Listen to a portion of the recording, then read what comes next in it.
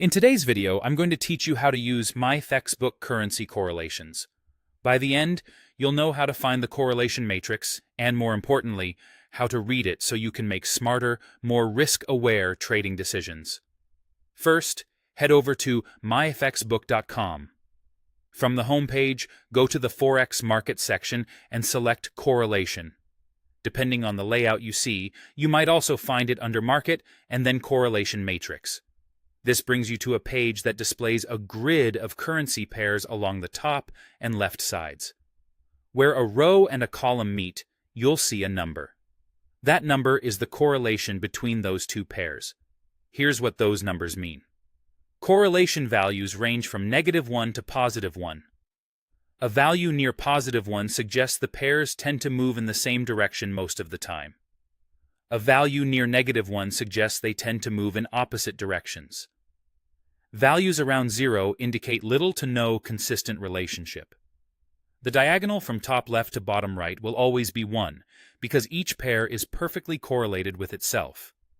Often, the matrix uses color shading to make patterns obvious at a glance.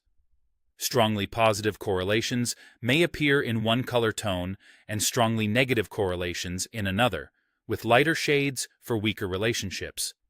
Use the colors as a quick visual cue, then confirm with the actual number.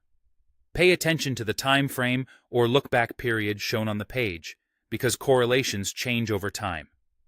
A pair that moves together on a daily basis might not do so over a shorter intraday window, and news events can temporarily shift relationships.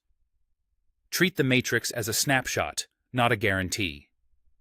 A practical way to use this is for risk control. If two pairs are highly positively correlated, taking the same direction on both can double your exposure to the same idea. If they're strongly negatively correlated, you might accidentally hedge yourself and dilute your strategy. Low or near zero correlations can help diversify your positions.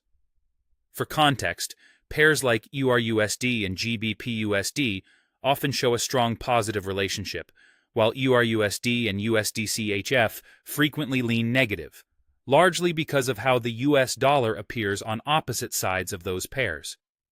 Also consider base and quote currencies. Correlations can flip simply because USD is the base in one pair and the quote in another. Always think about which currency is driving the move. That's it. Go to Myfxbook, open the correlation matrix, and use the values to understand how pairs move together or apart. Let it guide your position sizing, pair selection, and overall risk management.